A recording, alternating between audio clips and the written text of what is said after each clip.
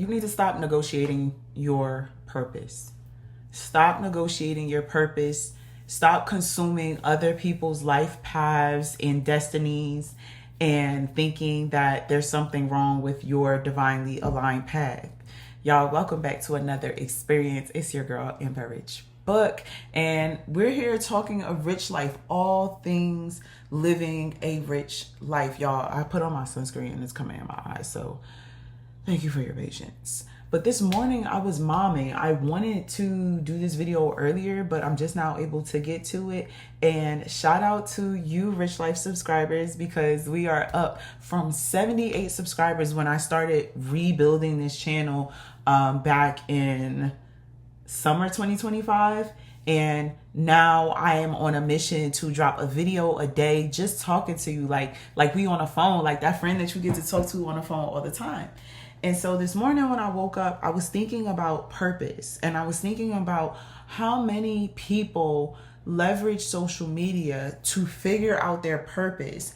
And in them figuring out their purpose, they come across different people who are in their purpose, or people who are capitalizing off of the media, and they're trying to destiny swap. So they're like, okay, well, with women where we got to all wear red lipstick and red nails and have long hairs and bust down weaves, or you got to be woo woo spiritual, or you got to be super this or be one way. And so now people are confused about what did they come here to do. And so then you're giving up on yourself, because you are not taking the time to get to know yourself. You are not taking the time to say, okay, this is something that I'm interested in, and this is something that I want to pursue, all because somebody on the internet said all you do is switch up. No, you're supposed to explore life. The problem is that we listen to other people outside of ourselves more than we listen to ourselves. I'm not saying don't watch this video and don't listen to me. I'm saying watch this video, listen to me, and also listen to yourself.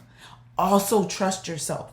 You know you more than I know you. You know you better than you know. And I used to say this before, y'all. People want to be an expert in everything except for themselves. People want to be an expert in everything except for themselves. You need to know if you like burgers and fries. So I went out with one of my close sister friends, and she got a buffalo chicken sandwich, and I got a burger. She ordered a salad with her burger. I ordered fries. Somebody would have been like, dang, she ordered a salad, so I should order a salad. No. Did you want a salad, or did you want fries? Did you want a chicken sandwich, or did you want a burger? That's one thing, compared to being like, oh, that's a great idea, because it resonates with you. There's a peace. There's no guilt behind it. When there's guilt behind something you think you should do, or you see what someone else is doing, you're like, okay, that should be. No, that is not in alignment with you. That is very limiting. That is you saying, I'm going to choose someone else's identity and be that. No, she wanted a salad with her sandwich. Okay, cool. I love French fries. And that would be no different if she wanted a salad, but she got French fries because I got French fries. No. And that's why one of the things why I really love my friends, I really love the people in my life that I am meeting and connecting to, because I don't want to be with people who do what I do and look like how I look. The only common thread that I have between myself and all of my sister friends is that everybody is doing what they want to do. Everybody is following their own life path. And when you're looking at my path, right? And I used to explain this to people, y'all, my sunscreen got in my eye or something like that. But I used to explain this to people. When you have envy, when envy comes up, or jealousy, the immediate thing for you to do is say, am I measuring, what of myself am I measuring against what I'm perceiving of this person? Because everything is a perception. Perception creates reality. What are you perceiving about yourself? What do you believe about yourself? If you believe that having short hair and brown skin ain't it, every time you see someone with a lighter skin complexion and longer hair, you're automatically going to be like, I'm not good enough. That quick, you're going to devalue yourself and experience envy and jealousy, all because of what you perceive about yourself, because you perceive this aesthetic to be better than your aesthetic, versus to perceiving as this person is in their aesthetic and appreciating their aesthetic, appreciating it, compared to, I see like the women who have the black and the white and the brown and the nudes and the nudes. I'm vibrant. I love my spaces. I love my spaces. I love how I show up. I love my decor. I love how I decorate my spaces. I love how I show up in the world. It feels good to me. It feels effortless to me. And so when people have this thing of being your full authentic self and you can't be your full authentic self wherever you go in different environments, that doesn't resonate with me, y'all. And it doesn't resonate with me because I show up as myself always and always, easily, effortlessly, and comfortably. And this was a place that I had to grow to, which is why I'm right here talking to you, because you get to be your full authentic self too. When people try to put you in this box, and I remember I was out and I saw one of my homegirls, and then this random person comes up and they're like, oh, who are you? You do this or do you do this? And I just started laughing. And she's like, she doesn't have a box. She doesn't have a label. Like, I just am. I can't even tell people what I do. People are like, oh, what do you do? I wake up. Like, that's what I do. I wake up. I wake up and I talk to people. I wake up in love. I wake up and I feel love. I wake up and I just exist. And I say, okay, well, what are we going to do today? What does today feel like? What does today look like? What is serving me right now? What's going to take me to the next level? What is my next level? Because my next level isn't your next level. Like, I was in my room this morning and I was like, this shit's small. My room is not small. I can fit if I wanted to, I could have my office in there, my bed. I got a full king size bed. I got the dresser. I got bookshelves. I got this. And I'm sitting up there like my room's small. Amber, what are you talking about? Because when you are deciding to expand, where you are in your present reality no longer fits. Where you are in your present reality no longer fits because you made a decision to become something and someone different. You made a decision to have a different identity. So what does that muscle exercising look like? It looks like the version of you that wakes up and has a routine and a ritual. And this is something that I said. I'm not a planner girl, but the me that's in the future that has acquired all these things, she's a calendar girl. Everything must be on her calendar. She flows through her life and flows through her day, but everything she does that requires her attention and requires her presence, that's on her calendar. That's on her calendar. I didn't just grow this channel by like waking up and people were there. It was okay. Every time I share a short to my Instagram or my TikTok, I'm going to share that to my YouTube. Every time I share a reel here, I'm going to share that to my YouTube. Now I'm on this journey where I just want to talk to y'all all day, every day. And I'm going to post a video every day and I'm going to talk to y'all. What are the things that you're going to do for yourself every day? You wake up, you make up your bed, you brush your teeth, you wash your face. Do it with joy. Do it with pleasure. Adore yourself. Write love letters to yourself. The problem is people are walking around and they are not loving themselves. They think that they have to love themselves through the external stimulation that we see. So because there's external stimulation out here and not internal validation, you're stimulated by the things out here and it's confusing your internal compass. Can you just sit with yourself and be like this is the era like people are going to have to go into. You're going to have to be like, wow, like, okay, I have long fingers. Oh, wow, okay, I have long nail beds. Wow, okay, this vein comes out a little bit more. Wow, okay, I can feel them.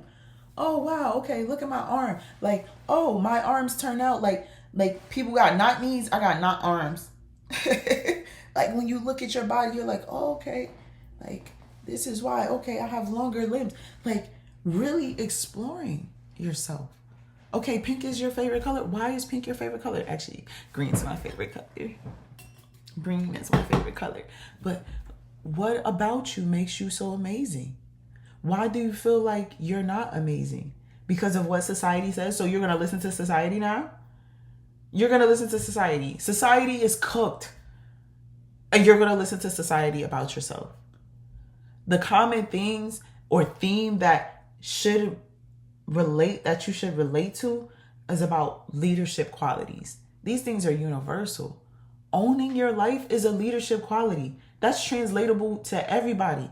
Being an active participant in your life having the defenses, but also living on the offense where you are being intentional about your life. That's leadership. Leadership isn't just having people to tell what to do. Leadership is you having a structure for your life of what you want and what you desire. This is what I desire. Like I tell y'all all the time, when I was 8 and I had my green boombox with these blank cassette tapes, I was recording myself.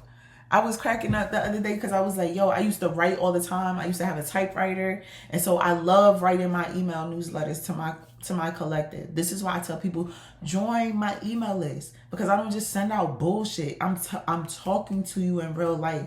I'm writing love letters to you in rich life, but I call them rich life letters. I do that. The same Amber that I'm on Instagram, I'm on LinkedIn, I'm on TikTok, on YouTube in real life. I am being myself because I can't fathom being anything other than myself. If you try to be anything other than yourself, that shit's exhausting. That's why you're tired. That's why you're exhausted.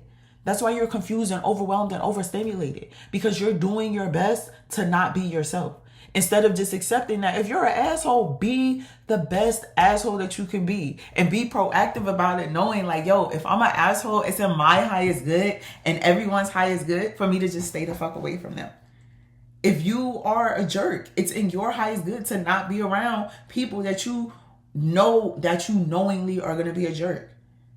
So I don't frequent certain environments because I know, like, yo, I could be real disrespectful. But at a time, I used to try to be nice and polite and be that lady, because you don't want somebody to say, oh, that's why nobody gonna want you as a man. Actually, anybody that says that to me, that's exactly why you could never exist on my level, right? Like, it's just, but you have to think highly of yourself. People want you to think highly of yourself, but not too highly that it makes them feel low about themselves. Not understanding that you can't make anybody feel any way that they already feel about themselves. Nobody is doing anything to anybody. If you're upset about something that you're seeing online, on TV, on the internet, whatever, you have the power to no longer consume it. But what people do is they continue to consume it because it stimulates them. People don't even care that they're not stimulated positively. They just want to be stimulated. People are addicted to the dopamine of negativity. People are addicted to feeling low. People are addicted to feeling insecure. People are addicted to judging others. I don't care. Don't ask me for nothing, because I'm just out here living my life. And the things that my kids get from me is because they're my responsibility. Everybody else, that don't have nothing to do with me. If you ask me for my feedback, I'm going to ask, why do you want my feedback? This is my opinion. Why? For what? I have nothing to offer. I'm living my life, and how I'm living is how I'm living. But the best advice that I can give to my people, to you, is do what you want to do. And when you're doing what you want to do, understand the consequences, which are simply the results of doing what you want to do. And so if you're like, oh, I want to commit crimes and shit, then that means you are accepting the consequences and the results of that. Compared to if you're saying, I want to live a beautiful life. Well, what does living a beautiful life look like for you? For me, it looks like doing this, going to my Pilates teacher training, going to my yoga teacher training. It looks like me leveling up my friendships and connecting with other sovereign women and building my community, because people have community and friendships misconstrued. They have this dependency mindset as far as, I need these people. You don't need them. And then we look at other groups and other people's attachments. That's for them. I could be inspired by people's different things and not agree with how they live, because that's their life. That's what their choice is. I'm living how I want to live. They would be like, I could never. That's not what I want to do. Okay, good. You're not supposed to do what I'm doing. You're not supposed to live how I'm living. And this is where I'm talking to people about their identity. And where are you fractured at? It doesn't mean that something is wrong with you. It just means that there's an extra piece within you that needs your attention, that needs your love, that needs your affection. And so I created the freebie Identity Fracture Finder to get people thinking. And I'm creating the Identity Reclamation Toolkit so that you can walk through your life reclaiming the whole of who you are. Not to be like me, not to be like the next person, but to really tap into yourself in quantum. That means all yourselves, all the versions of you that say, okay, I like how you move here. I like how you move here. I need this aspect of my psyche, this aspect of my consciousness, and we just gonna do this together. Y'all, my sunscreen really got in my eye. So the identity reclamation toolkit, the found-in price right now is $49.99. Once I release it, so please pre-order, because once the identity reclamation is released, it's going up. It's going up. So tap in right now, pre-order it, $49.99. Everything is in the description box. Get the freebie. The identity fracture finder first, so that you can just go through that self-assessment, so that you can see, okay, where am I performing in life? Where do I feel lost in life right now? Where do I feel fragmented? What am I split between? Right? Because some people that I coach, they're like, okay, I feel split between this and I feel split between that. No. It's time for you to focus on yourself. It's time for you to lean in. It's time for you to lean in, y'all. I just be chilling. I like being a chatty Cathy to y'all, but I just be chilling. And so back to purpose. When you're living in and on purpose, there's going to be tests as far as will your purpose zero you out. Your purpose should feel neutral. Your purpose should be like, yeah, this it. This what I do. This how I exist. It's cool. It's cool. When you live in and on purpose, people like to say, what would you do if you didn't get paid to do it? I could ride motorcycles and not get paid for that shit and record and just love it. But I don't want to. That's not my purpose. It's something that I enjoy doing. So that's not enough. Enough is your core. And I always like to lead people back to where they were as children before shit got wild for them, before society told them no, before they got the love beat out of them, before they got the excitement beat out of them. What did they have the heart to do? And sometimes people are like, well, I had a rough life before I was 8. Okay, I met someone I know someone who was in a large family and was the oldest sibling. And so now they're in a caretaker role and it fulfills them. It's fulfilling to them. So life is about your fulfillment. Life is about your fulfillment. I love y'all. And I love being here. And thank you for being a part of the Rich Life Collective. And I'm going to see you tomorrow. I'm going to talk to you tomorrow. Be sure to pick up. Be sure to pick up when that notification come in and be like, Amber Rich Book, shared a new video. I'm calling you. I'm talking to you. I'm telling you that you're possible. I'm not talking to everybody. I'm not talking to the skeptics. I'm talking to the highly ambitious person, the person who is actively choosing to participate in their lives. The person who is like, yo, I'm this close. I feel it. It's something. I'm talking to those people. I'm talking to those individuals. I'm talking to this collective, this aligned collective. I love you.